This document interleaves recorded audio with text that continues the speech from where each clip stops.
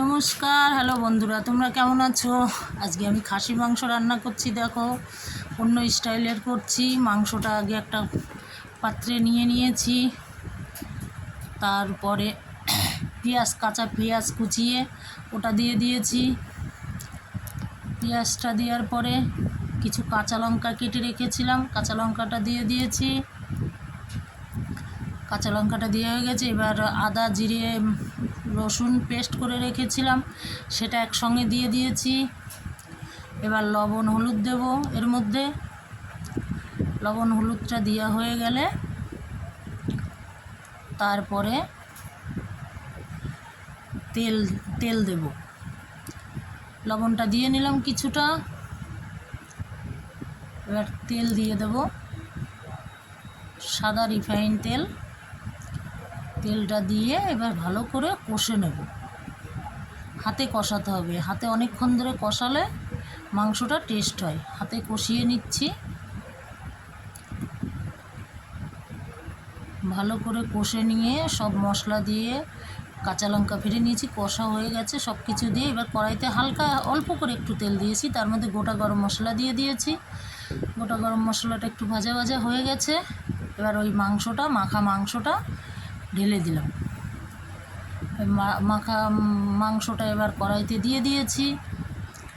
এবার এটা ভালো করে কষাবো, কষিয়ে নেব, উল্টিয়ে পাল্টিয়ে কষিয়ে নেব। কষাচ্ছি মাংসটা। তারপরে তোমরা তো কে খেয়েছো জানি না, গোটা রসুন একটু ভালো করে ছুলে নেবে। গোটা রসুনটা আগে ধুয়ে নিয়েছি, নিয়ে একটু ছুলে নিয়েছি গোড়ার থেকে, আর ওই বুকটা মুখের কাছ থেকে ওটা কেটে দিয়েছি ভালো করে। এবার 3টে গোটা রসুন নিয়েছি।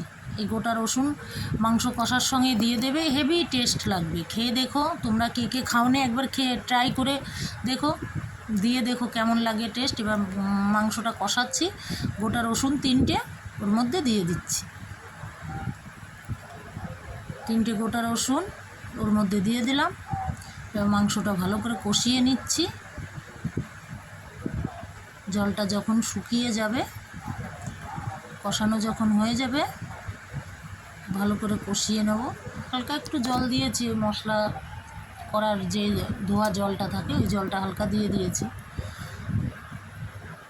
ওই জলটাতে কষানো হয়ে গেছে। এবার প্রেসারে দিয়ে দিয়েছি।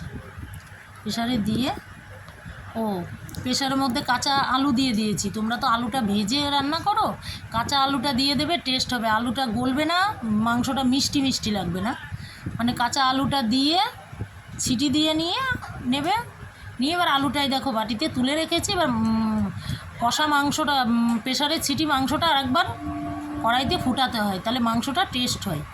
কড়াইতে দেখো রসুনগুলো একদম গলে গেছে। গোটা রসুন একদম ছাড়াবে না, গলে গেছে, কিন্তু খেতে খুব টেস্ট। আমার মাংস হয়ে গেছে। এবার